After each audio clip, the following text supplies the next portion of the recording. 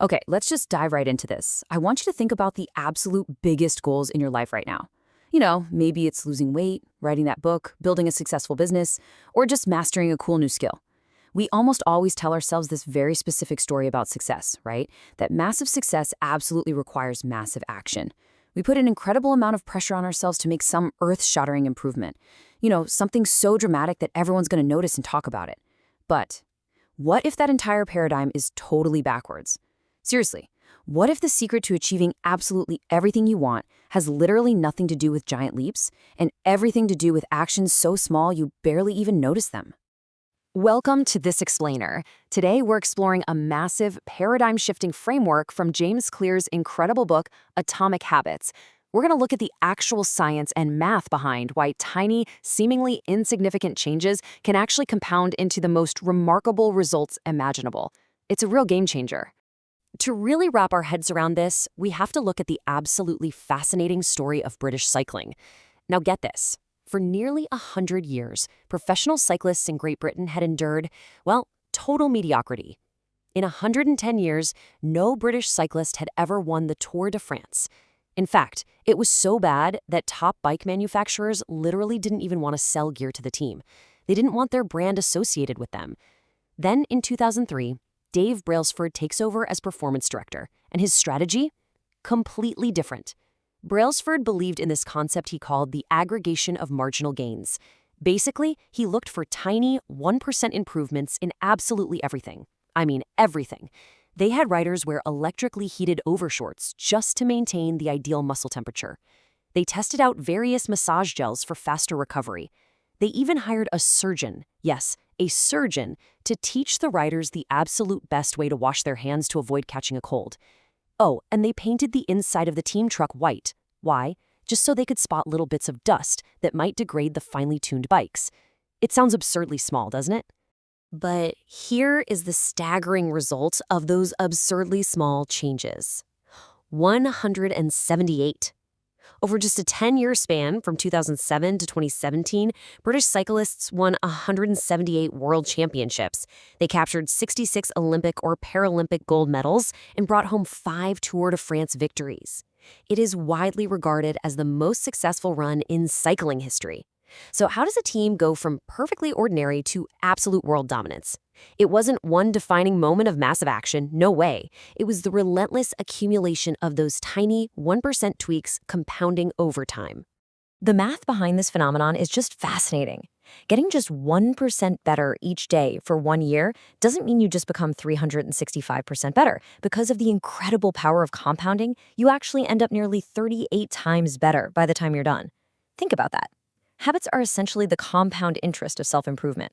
Now, on any given day, a 1% improvement, like, say, reading 1 page of a book, saving a couple of bucks, or doing just 1 push-up, it seems to make zero difference, right?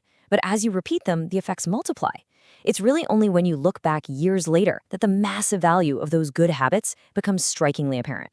And there's a great metaphor that brilliantly illustrates how a slight shift can entirely redirect your ultimate destination in life. Imagine you're flying a plane from Los Angeles to New York City. If the pilot, right after taking off from LAX, adjusts the heading just 3.5 degrees south, the nose of the airplane moves just a few feet. It's barely noticeable to anyone on board. But magnified across the entire United States, you don't land in New York. You end up landing in Washington, D.C., which is hundreds of miles away. A slight change in your daily habits acts the exact same way. Making a choice that is 1% better or 1% worse seems completely insignificant today, but over the span of a lifetime, it literally determines the gap between who you are and who you could be. Of course, the incredibly hard part about all this is that we don't always see these changes happening right away. And to validate that frustration, I want you to imagine something. Picture an ice cube sitting on the table right in front of you. The room is cold, like you can actually see your breath. It is currently 26 degrees. Ever so slowly, the room begins to heat up. 27 degrees, 28 degrees, 29, 30, 31 degrees.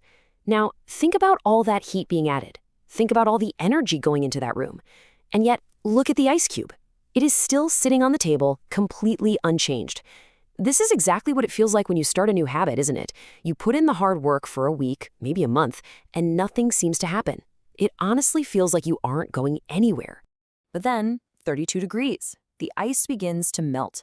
That tiny 1-degree shift, seemingly no different from all the temperature increases before it, has suddenly unlocked a massive change. So here's the crucial takeaway. If you're struggling to build a good habit, complaining about not achieving success is kind of like complaining about an ice cube not melting when you heated it from 26 to 31 degrees. Your previous effort was absolutely not wasted. It was just being stored.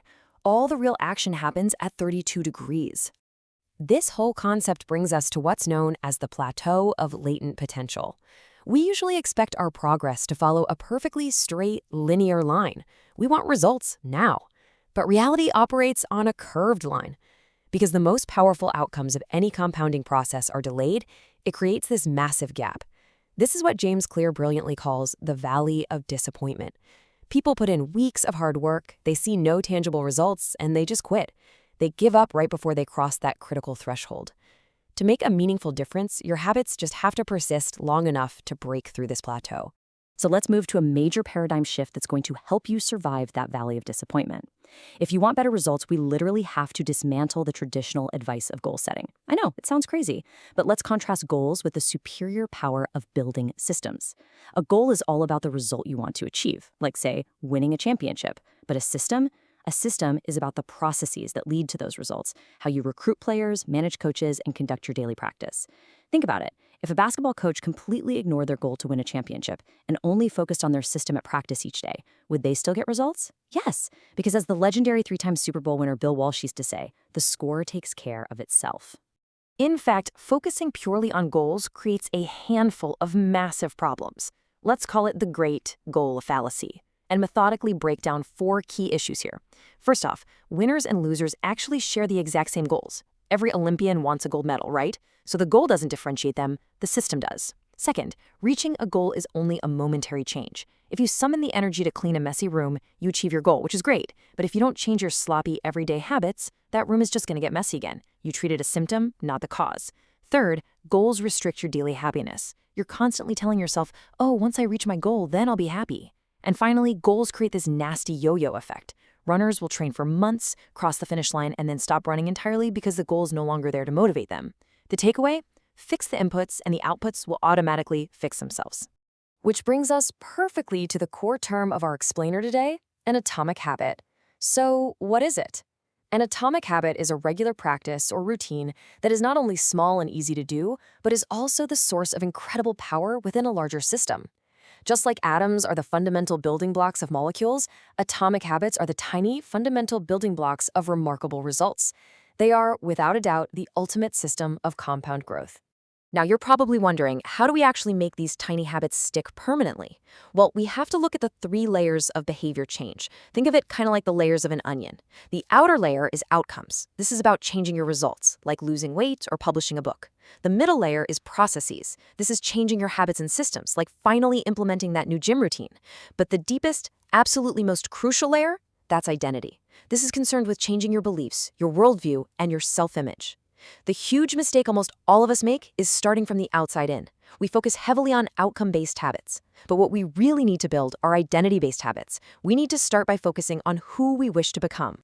To see this in action, listen to this really quick story. Imagine 2 people resisting a cigarette. When offered a smoke, person A says, "No thanks, I'm trying to quit." Now that sounds perfectly reasonable, right? But this person still believes they are a smoker who's just trying to be something else. They haven't actually changed their identity. Now look at person B. They decline by simply saying, "No thanks, I'm not a smoker."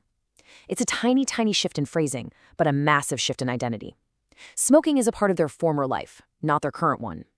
The truth is, if you don't change the underlying beliefs that led to your past behavior, your old identity is going to continuously sabotage your new plans. Behavior that is incongruent with the self simply will not last.